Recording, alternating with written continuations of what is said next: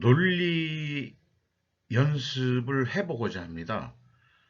제가 논리를 배운 것은 늦은 나이에 배웠는데 사고 프로세스라는 명칭으로 제약이론 경영의 창시자인 양자 물리학 박사인 골드랩 박사에 의해서 정리된 것입니다.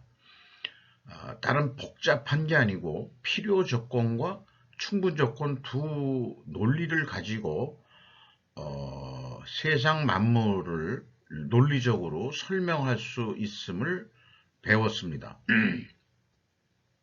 그래서 최근에 이슈가 있어가지고 한번 충분 조건으로 제가 설명을 해 보고자 합니다.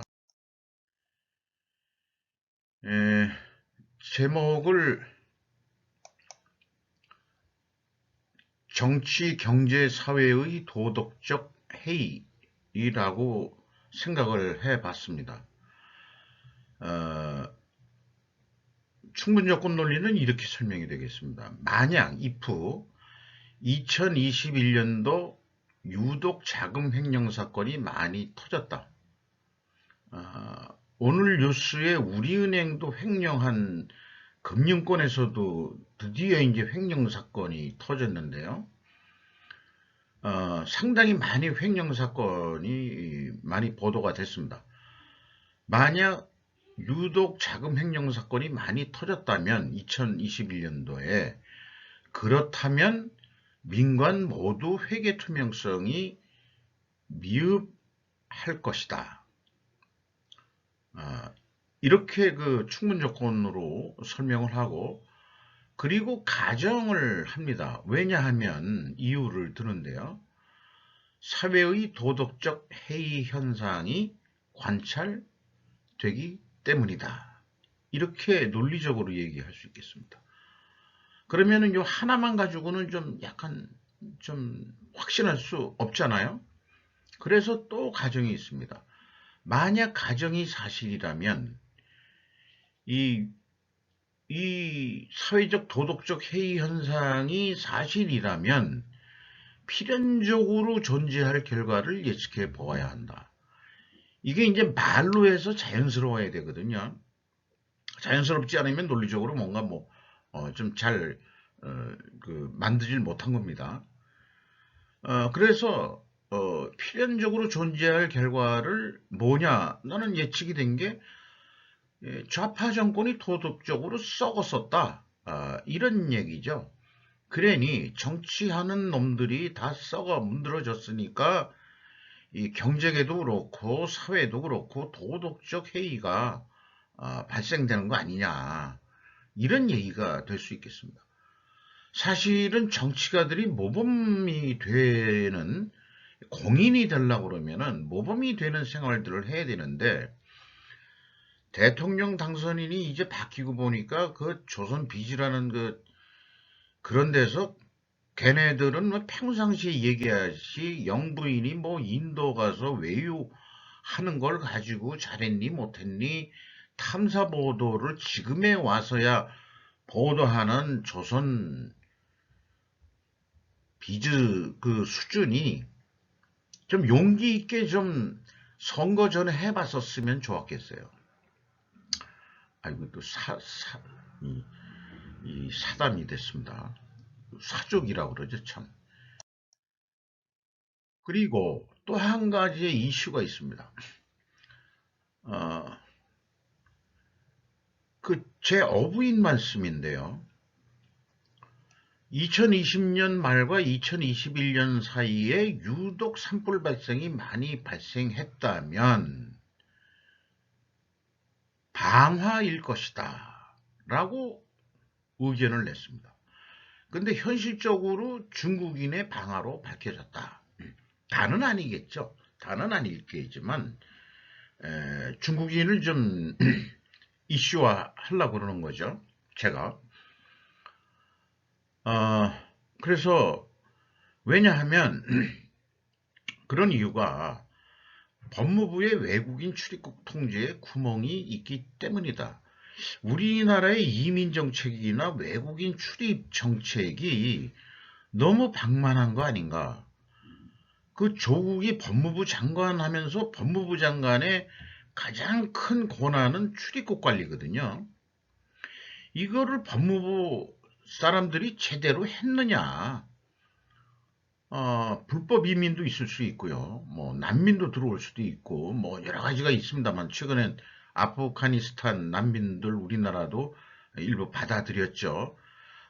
한국이 이제는 우리나라 땅에서 많은 이제 외국인들이 들어와 가지고 이 섞여 살게 되는 그런 글로벌화 되는 것은 뭐 저는 나쁘게 생각하진 않습니다만 그러나 가릴 건 가리고 충분히 통제할 건 통제해야 된다고 보는 거죠.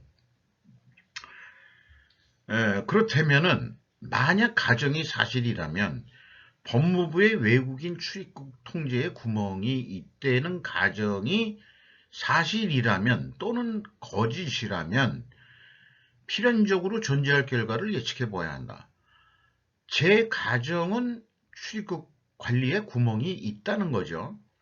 법무부가 반론을 제기해 봤으면 좋겠어요. 그게 뭐냐? 그렇다면은 국내에 중국과 북한의 스파이들이 많이 있을 것이다. 라고 저는 예측을 합니다. 저는 이거 확신을 갖는 그런 마음이 있는데요.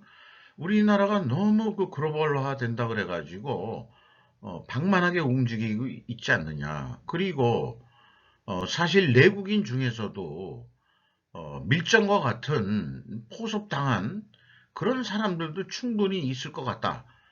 중국 돈을 먹은 아새끼들이 말이죠. 주로 그 친중파 정치인 애들도 거기에 들어갈 확률이 높고 중국의 뭐 스파이, 산업 스파이는 옛날부터 나온 얘기이기 때문에 이런 애들이 산불을 저질렀다는 것에 대해서 강한 처벌이 있어야 될 거라고 생각을 합니다. 그 다음 뉴스는 못 들었습니다만 그래서 몇 년 전부터 저는 그 문재인 정권이 들어왔을 때도 그렇게 했습니다마는 황사가 불어올 때부터 제가 꼭 꿈에 인해 전술로 당하는 것 같은 그런 기분을 들었기 때문에 한국의 사회 불안을 야기하는 중공과 북한의 스파이 활동, 그래서 중국과 북한은 국방백서에 주적으로 명시해야 한다. 라는 게 저의 최근의 어떤 이 굳어진 이 생각입니다. 경제인들이 한참 우리나라가 중국과 경제 교류를 하면서 돈도 많이 벌었고 했던 일도 있었습니다만은 미국이 디커플링 하는 입장에서 저희도 그 동조해야 되지 않겠느냐라는 생각이 있는 거고요. 중국 애들이 돈을 버니까 이제 옛날에 그 떼국 그 버릇을 못 버려서 우리를 속국으로 대하는, 그러니까 하대하는 그런 꼴을 당하면서 또 문 정권은 희희낙낙 해해 했던 것 같은 기분이 들어서 엄청 자존심이 상하고 있는 중이거든요. 그나마 뭐 조금 이 위로가 되는 게 이제 그 정권 교체가 됐다는 건데 그것도 두고 봐야지 어떡할지. 그 국민의힘 쪽에서도 친중 정치인이 꽤 있는 거로 알고 있거든요. 또 모르죠. 그 또 친북 세력이 있는지 없었는지 모르겠습니다만 옛날 이력이나 그 정통성은 다 없어진 거고 지금 여당이나 야당이나 그런 생각이 들어가서 요거를 논리적으로 말로 해야 그 논리가 충분성이 증명이 되는 것이기 때문에 요거 대는 약간 제가 좀 무리하게 이 표현을 하긴 했습니다. 유독 산불이 발생 많이 했다면 방화로 밝혀졌다가 더 오른 건데 여기다가 이제 중국인 하나 넣었어요. 그거는 좀 양해를 해주세요. 그리고 실질적으로 검거가 된 거죠. 중국인이 방화한 게.